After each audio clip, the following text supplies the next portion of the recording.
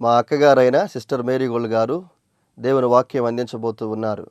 వీరు 3 సంవత్సరాల ఉపవాసం ఉండి ప్రార్థన చేయడం ద్వారా పరిశుద్ధాత్మతో నింపబడిన వారై ఆత్మ సంబంధమైన వరములు కలిగి ప్రభువుతో మాట్లాడుతూ దర్శనాల ద్వారా కళల ద్వారా ప్రభు సన్నిధిలో గడుపుతూ అనేక మందిని ఆత్మీయంగా సిద్ధపరుస్తూ బలపరుస్తూ ఉన్నారు. వీరు ప్రార్థన చేసి దర్శనాలను కలభావాలను తెలుసుకొని అనేక మందికి తెలియచెప్పి అనేక మంది పట్ల దేవుని యొక్క చిత్తం ఏ విధంగా ఉందో ప్రార్థన ద్వారా వారు తెలుసుకొని అనేక మందితో పంచుకుంటూ అనేక మందిని బలపరుస్తూ దేవుని సన్నిధిలో బహుబలంగా వాడబడుతున్న దైవజనులు. వీరి వాక్యాన్ని ఇప్పుడు విందాం. వాక్యంలో నుండి ప్రభు మనతో మాట్లాడుతూ ఉన్నప్పుడు ఆ వాక్యము మన హృదయాన్ని శుద్ధి చేసేదిగా, మనము దేవునికి ఇష్టమైన బిడ్డలముగా మలచబడేటట్లుగా ఉండాలి, ఆత్మ సంబంధులముగా ఉండాలి. అలాంటి జీవితం లేనప్పుడు మనము చేసే భక్తికి అర్థము అనేది ఉండనే ఉండదు. ప్రభువు ఈ లోకంలోనికి వచ్చినప్పుడు ఎన్నో ఉపమానాలు ఆయన చెప్పాడు. విత్తనముల గురించిన ఉపమానము, ఆయన దగ్గరికి చాలామంది జన సమూహాలు వచ్చినప్పుడు ఆయన పైన పడుతున్నప్పుడు ఆయన ధోని ఎక్కి కూర్చొని అక్కడి నుంచి ఆయన మాట్లాడుతూ ఉన్నాడు. విత్తనముల గురించిన ఉపమానం, విత్తనములు విత్తుచూ ఉండగా కొన్ని విత్తనములు త్రోవ ప్రక్కన పడ్డాయి, కొన్ని రాతి నేల పడ్డాయి, కొన్ని ముండ్ల పొదల్లో పడ్డాయి. అవన్నీ పాడైపోయినాయి. కొన్ని మంచి నేలన పడ్డాయి.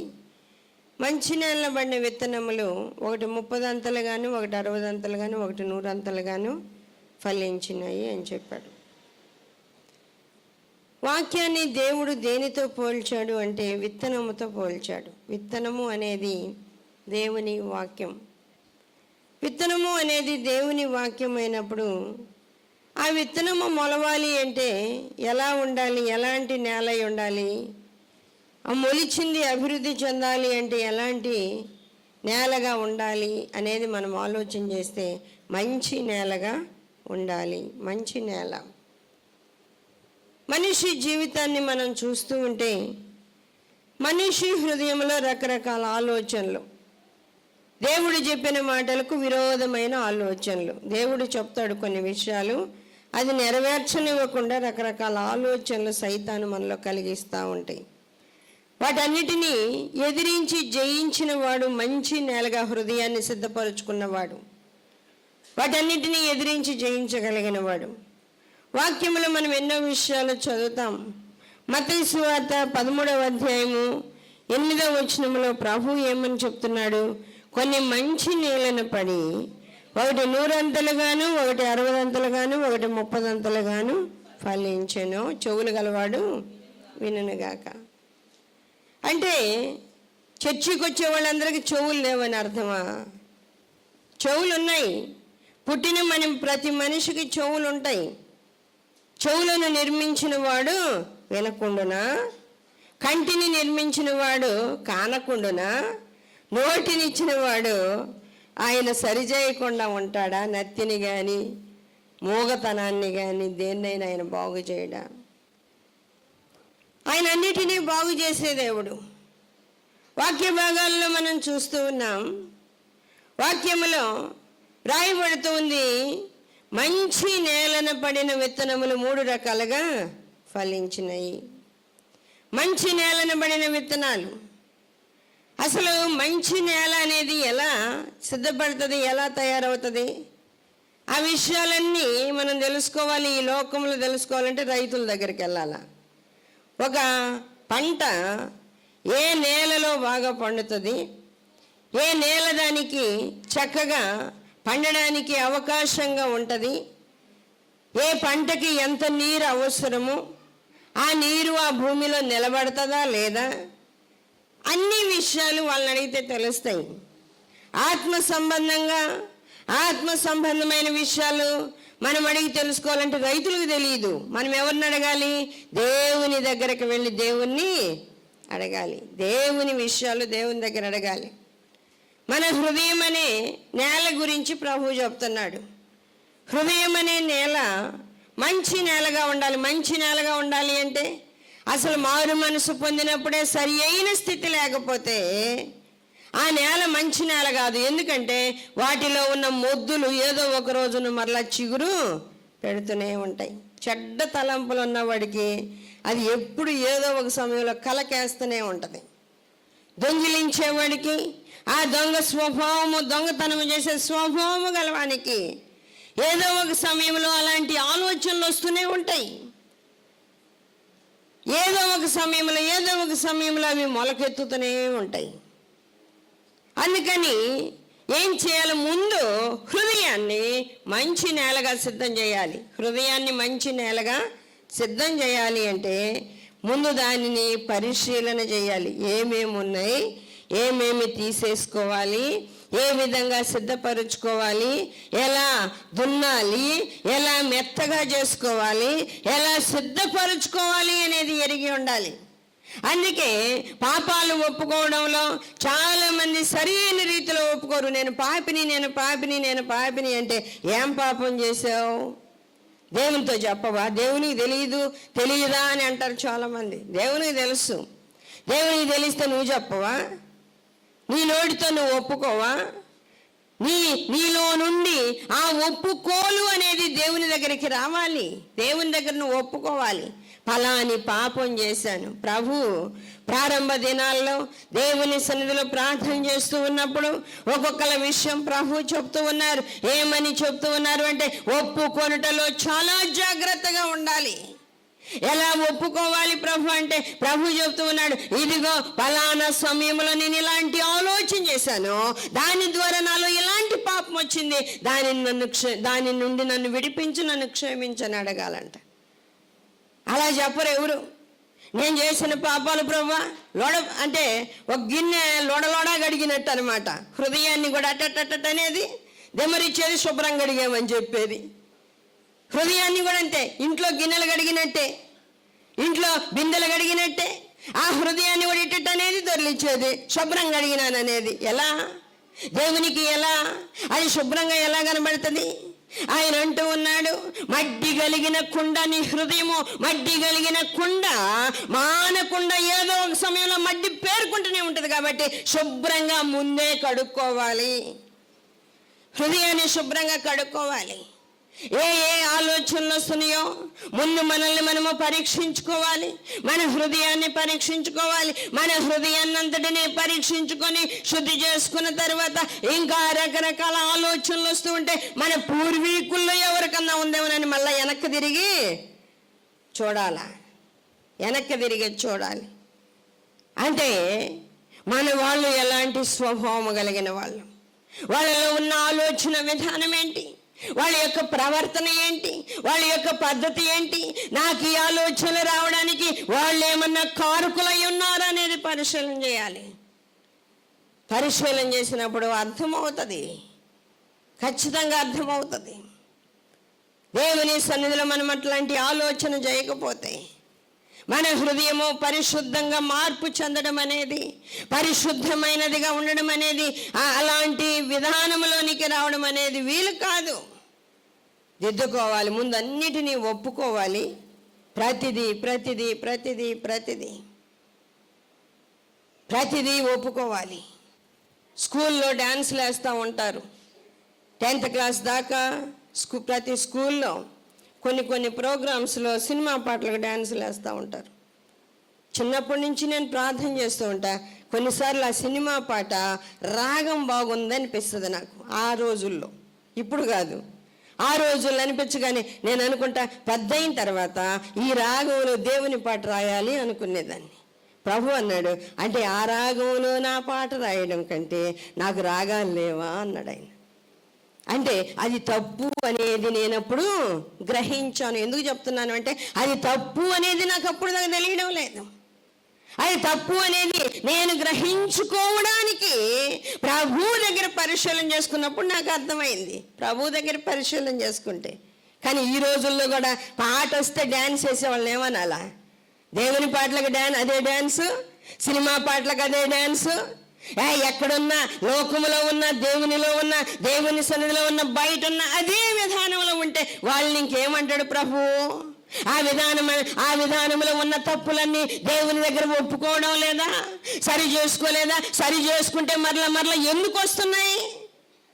ఒక సినిమా పాటలనేనా, ఒక వ్యసనానికి సంబంధించినదైనా, ఒక గర్వానికి సంబంధించినదైనా, ఒక మాటకు సంబంధించినదైనా, ఏదైనా సరే దేవునికి విరోధమైంది నీలో ఏముందో నీవు పరిశీలన చేయాలి. అసలు మారు మనసే సరైందిగా లేదు. వాస్తవంగా చెప్పాలంటే ఎవరు మారు మనసు పొందిన మారు మనసు కూడా సరైంది కాదు. నేను అంటాను, ఒక్కవేళ యథార్థంగా మీరు రావాలనుకుంటే ఇప్పుడు మరలా మారు మనసు పొంది అన్నిటినీ ఒప్పుకొని దిద్దుకొని సరి చేసుకొని ప్రభువుతో ఒక మాట తీసుకోవాలి. ఏమని? నేను నీ పాపములు క్షమించాను, ఇక నేను జ్ఞాపకం చేసుకునే మాట ఆయన చెప్పాలి మనతోటి. నీ పాపములు నేను క్షమించాను, ఇక నీ పాపములు నేను ఎప్పుడు జ్ఞాపకం చేసుకోను, అవన్నిటినీ సముద్ర పగాధంలో పడేసి ఇక జ్ఞాపకానికి తెచ్చుకోవడానికి కూడా వీలు కాదు అనేటట్లుగా ఉండాలి. అవి జ్ఞాపకంలోనికి తెచ్చుకోవడానికి కూడా వీలు కానట్లుగా అలాంటి పరిస్థితుల్లోనికి అవి వెళ్ళిపోవాలి. కానీ అన్నీ మళ్ళీ మళ్ళీ మళ్ళీ మళ్ళీ వస్తూ ఉంటే ఆత్మ సంబంధంగా నువ్వు సరిగా లేనేలేవు. అసలు ఆత్మ సంబంధమైన జీవితము, ఆత్మీయతని బ్రతుకులో లేకుండా పోయింది. వాక్యం వినుట మట్టుకు వింటావు, చెవులేవు. ఆత్మీయ చెవులేవు, వినుట మట్టుకు విందురు కానీ గ్రహించడనే మాట నీ పట్ల నెరవేర్చబడుతూనే ఉంది. ఎప్పుడైనా అర్థమవుతుందా? నీ ఆత్మీయ జీవితం గురించి నీకు అర్థమవుతూ ఉందా? ఇస్సాకుని అబ్రహాము బలి ఇవ్వడానికి తీసుకుని వెళ్తూ ఉన్నప్పుడు, అబ్రహాము ఇస్సాకు ఇద్దరు కలిసి నడుస్తూ ఉన్నప్పుడు సాతాను ఒక వృద్ధుని రూపంలో అబ్రహాం దగ్గరికి వచ్చి, ఏమయ్యా వృద్ధాప్యములో ఒక కుమారుని గంటివే, ఒకగానొక కుమారుని గన్న తర్వాత ఆ చిన్న బిడ్డని తీసిపోయి బలి ఇయ్యాలని నీకు ఎలా అనిపిస్తుంది? దేవుడు కోరుకుంటాడా? దేవుడు బలి ఇవ్వమని కోరుకుంటాడు? ఒకసారి ఆలోచన చేయి అంటుందంట. దేవుడు బలి ఇవ్వమని కోరుకుంటాడా? దేవుడు బలి ఇవ్వమని ఏనాడన్నా అడుగుతాడా? చూడు, పరిశీలన చేసుకోండి అనగానే ఆ రోజుల్లో అబ్రహాంకి అర్థమైంది, ఇది సైతాను నన్ను బలహీనపరుస్తుంది అని. సాతాను నన్ను బలహీనపరుస్తుంది, సైతాను నన్ను లోపరుచుకోవడానికి చూస్తూ ఉందని అర్థమై వెంటనే అబ్రహాము దానిని గద్దించాడు. నేను చాలా స్పష్టంగా విన్నా, దేవుడు నాతో మాట్లాడాడు, ఆయన నన్ను పరీక్షిస్తూ ఉన్నాడు, పరిశోధన చేస్తూ ఉన్నాడు. నేను ప్రేమించే నా కుమారుని తీసుకుని వచ్చి ఇస్తానా లేదని ఆయన నన్ను పరీక్షించాడు. ఖచ్చితంగా ఆయన నన్ను అడిగాడు. దానిలో ఆ మాటలో మార్పు ఏమి లేదు, అది నాకు స్పష్టంగా తెలుసు అన్నాడంట అబ్రహాం. ఆ విషయంలో ఏమాత్రము ఆలోచన లేదు, వెనకాడే ఆలోచన లేదు. ఖచ్చితంగా నేను స్పష్టంగా మాట విన్నాను, అది దేవుని మాట, నువ్వు చెప్పేది నేను వినను అన్నాడంటే. ఆ తర్వాత ఇస్సాకుతోటి ఒక ఫ్రెండ్ లాగా, దారిని పోయే ఒక వ్యక్తిలాగా వచ్చి ఇస్సాకుతో మాట్లాడుతాడు, మీ నాన్నడు ఎంత అన్యాయం చేస్తున్నాడు, కన్నా కొడుకుని దశపోయి దహన బలిగా దేవునికి అర్పిస్తాడంట. ఒకసారి అన్న ఆలోచన చేయి, నువ్వైనా ఎదిరించవచ్చు కదా. మీ నాన్న మూర్ఖుడై అలా ప్రవర్తిస్తూ ఉంటే నువ్వైనా ఆలోచించు. నువ్వేం చిన్న పిల్లోడివి కాదు కదా, దాదాపు 35-40 ఏళ్ళు దాకా ఉంటాయి ఇస్సాక్కి. నువ్వైనా చిన్న పిల్లోడివి కాదు కదా, నువ్వు ఆలోచించు అని మాట్లాడుతుంటే అబ్రహాం ఆ మాటలు విని ఇస్సాకుతో అన్నాడంట, ఇది అపవాది పనే కానీ ఇంకొకటి కాదు, జాగ్రత్త, నిన్ను నువ్వు గమనించుకో, బలవంతం కాదు, ఈ విషయంలో నిన్ను నువ్వు గమనించుకొని దేవుని చిత్తానుసారంగా అడుగులు వేయడానికి ప్రయత్నించని చెప్పాడంట. వెంటనే ఇస్సాకు అలర్ట్ అయిపోయి ఆ ఆలోచన నుంచి బయటకు వచ్చేసాడు. ఆలోచనల నుండి బయటకు వచ్చేసి అబ్రహాముతో కూడా ఏకీభవించి దేవుని చిత్తానుసారంగా అడుగులు వేయడం మొదలుపెట్టారు. ఇస్సాకు అంటున్నాడు, అబ్రహాం ఒకవేళ దుఃఖంతో ఉన్నా, ఏంటి నాన్న దుఃఖపడుతున్నావు, దేవునికి బలి అయిపోవడానికి నేను చాలా సంతోషం. ఆత్మ సంబంధులకి ఆత్మ సంబంధమైన విషయాలు ఎక్కువగా మాట్లాడుకుంటారు, శరీర సంబంధులు శరీర విషయాలు ఎక్కువగా మాట్లాడుకుంటారు. ఇష్మాయేలు ఇస్సాకు ఇద్దరు ఇష్మాయేలు 14 సంవత్సరాలప్పుడు సున్నతి పొందాడు. అబ్రహాము ఇష్మాయేలు ఒకసారి సున్నతి పొందారు. ఇస్సాకు పుట్టగానే 8వ దినానే ఆ సున్నతి కార్యక్రమం జరిగిపోయింది. ఇస్సాకు 5 సంవత్సరాల వయసు వచ్చినప్పుడంట ఇష్మాయేలు ఇస్సాకు ఒక చోట కూర్చొని మాట్లాడుకుంటున్నారట. సున్నతి పొందినప్పుడు నాకు 14 సంవత్సరాలు ఎంత నొప్పి ఎంత బాధ అనుభవించాను తెలుసా, దేవుని కొరకు నేను అలాంటి శ్రమ అనుభవించాను, ఎంత కష్టమైన భరించాను తెలుసా అనగానే ఇస్సాకు అన్నాడంట, నువ్వు సున్నతి పొందడానికే బాధపడ్డానంటున్నావు, దేవుడు నన్ను దహన బలిగా కోరుకున్నా కానీ నేను ఆయనకి బలి అయిపోవడానికి సిద్ధమే, నాకేమి ఆలోచనే లేదన్నాడంట. ఆ మాటలు దేవుడు విన్నప్పుడంట దేవునికి మురిపం వచ్చి అప్పుడంట ఇస్సాకును కోరుకుందాం, ఇస్సాకుని ఇవ్వడానికి బలిగా అర్పించడానికి అబ్రహాముని పరిశోధిద్దామని అప్పుడు అనుకున్నాడట దేవుడు. చూడండి, సాతాను ఎన్ని విధాలుగా ప్రయత్నించినా, సాతాను ఎన్ని బాణాలు మన మీద వేసినా, మనలో ఎలాంటి అపవిత్రత లేకుండా మారు మనసు పొందే సమయంలో ఒప్పుకొని దిద్దుకున్నట్లయితే మరలా ఎన్ని ప్రయత్నాలు చేసినా అవి మళ్ళీ మనలోకి రానే రావు, అవి మళ్ళీ మనలోనికి వచ్చే అవకాశం లేదు. ఎంతగా ప్రయత్నించినా, ఎంత భయంకరమైన పరిస్థితిలోనికి తెచ్చినా, పాపాత్మురాలైన స్త్రీ మగ్దలేని మరియ మారు మనసు పొందిన తర్వాత ఇంకా ఏనాడు అలాంటి పాపము కానీ పాపపు ఆలోచనలోనికి కానీ ఆమె వెళ్ళలేదు.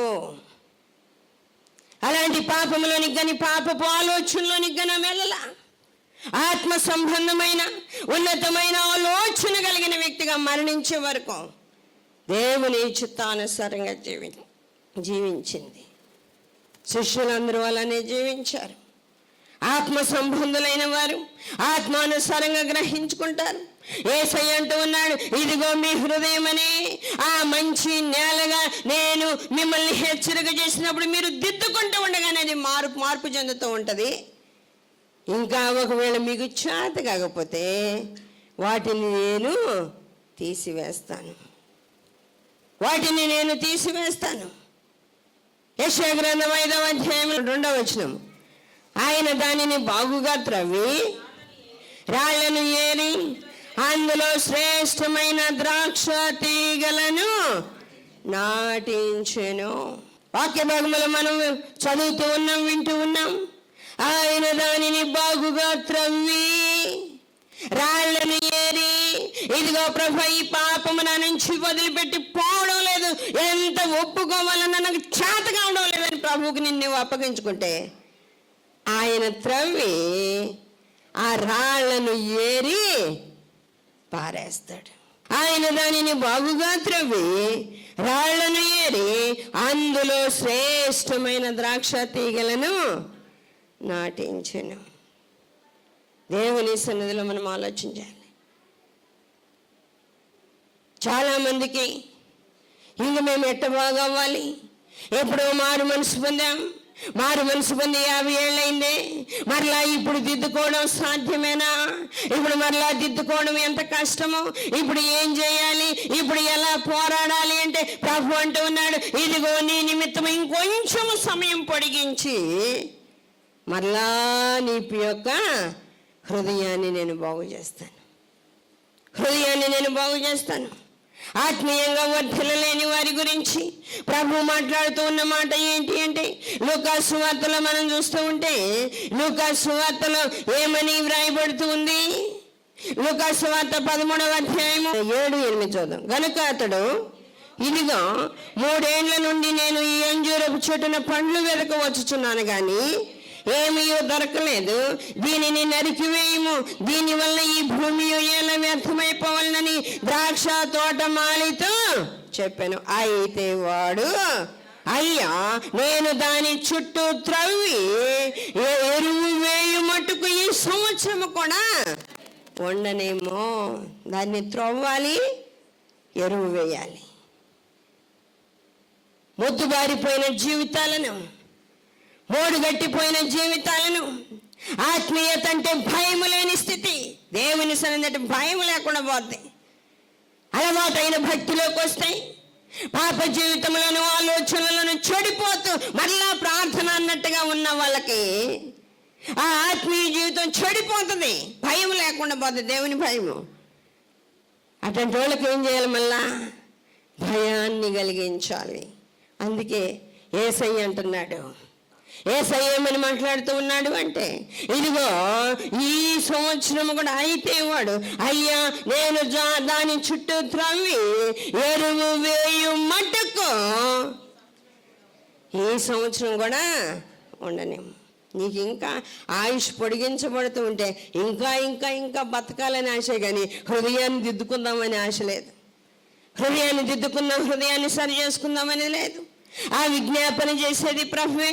రోమీయులకు రాసిన పత్రిక 8వ అధ్యాయంలో ఏమని వ్రాయబడుతుంది? మన కొరకు విజ్ఞాపనము చేయువాడు కూడా ఆయనే. మన కొరకు విజ్ఞాపన చేయువాడు. 34వ వచనము, శిక్ష విధించువాడెవడు? చనిపోయిన క్రీస్తు యేసే. అంతేకాదు మృతులలో నుండి లేచిన వాడును, దేవుని కుడి పార్శ్వమున ఉన్నవాడును, మన కొరకు విజ్ఞాపనము కూడా చేయువాడును ఆయనే. మన కొరకు విజ్ఞాపనము కూడా చేయువాడును ఆయనే.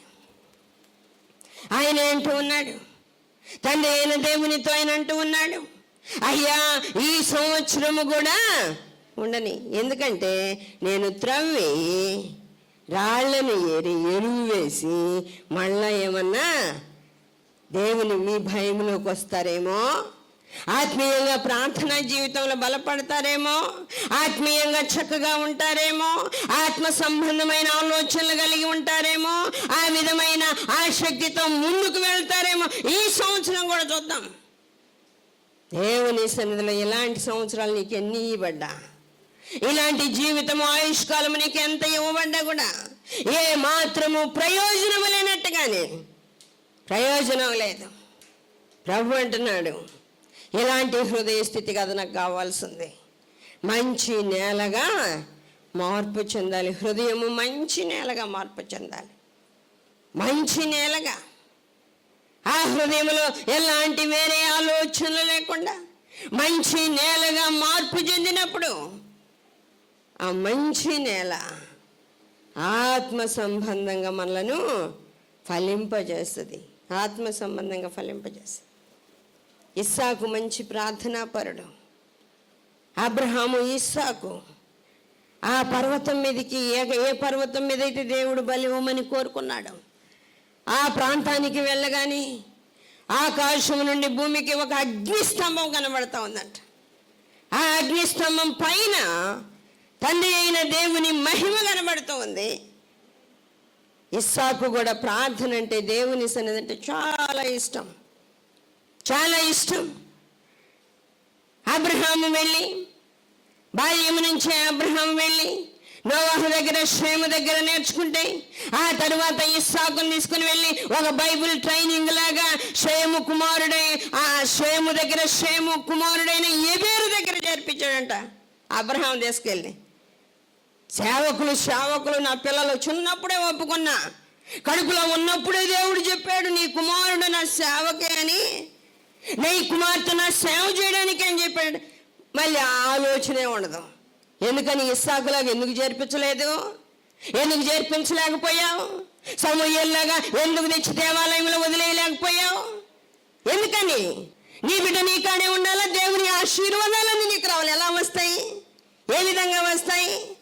ఇస్సాకుని తీసుకెళ్ళి దేవుని సన్నిధిలో షేము కుమారుడైన ఎబేరు దగ్గర చేర్పించినప్పుడు అన్నీ నేర్చుకొచ్చాడు ఇస్సాకు.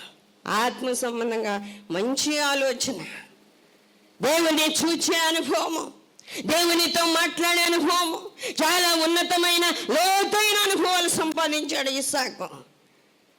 అందుకనే ఇస్సాకు దేవునికి ఇష్టకరంగా జీవించాడు, దేవుని చిత్తానుసారంగా జీవించాడు.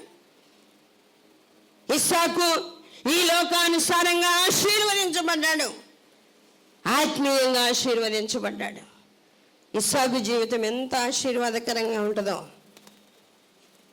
తలంపు కానీ, ఆలోచన కానీ, గర్వము కానీ, వ్యసనం కానీ, కోపం కానీ, కక్ష కానీ ఏమి లేవు ఇస్సాకు దగ్గర. చెడు తలంపులు కానీ, చాలామంది భార్యలు కానీ యాకోబు అన్న ఇంతమందిని చేసుకున్నాడు, కానీ ఇస్సాకు అయితే ఏకపత్ని పురుషుడు, ఒకే భార్య ఇస్సాకు. ఎలాంటి ఆలోచనలు లేవు.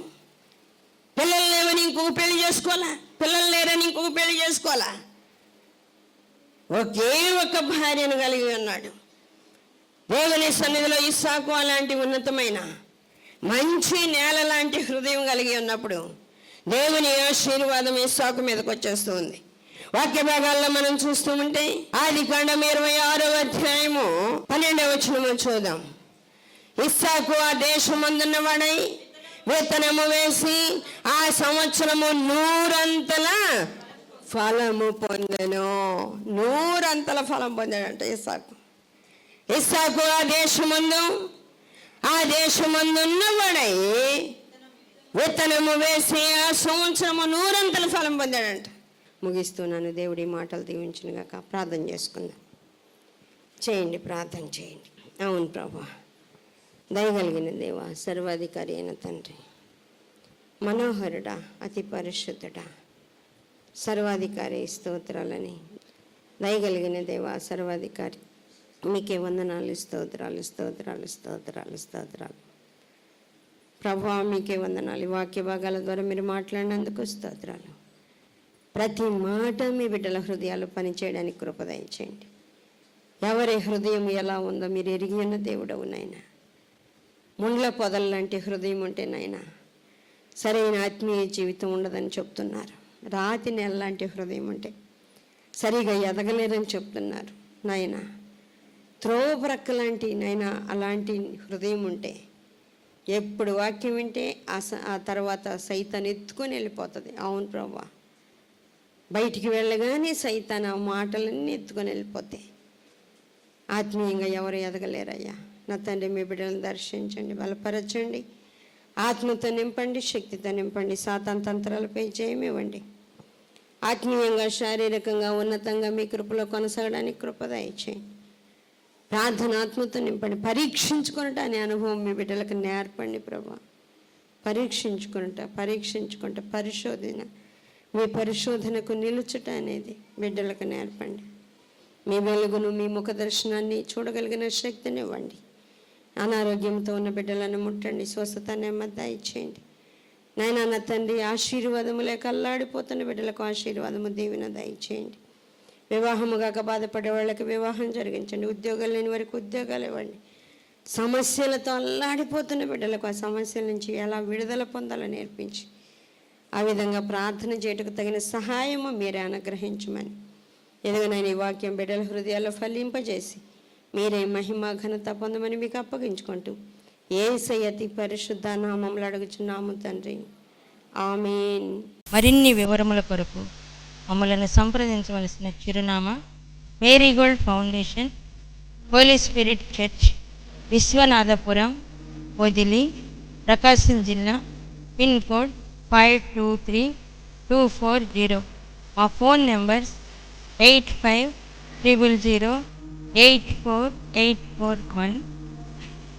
మరి ఒక ఫోన్ నెంబర్ 8500084841.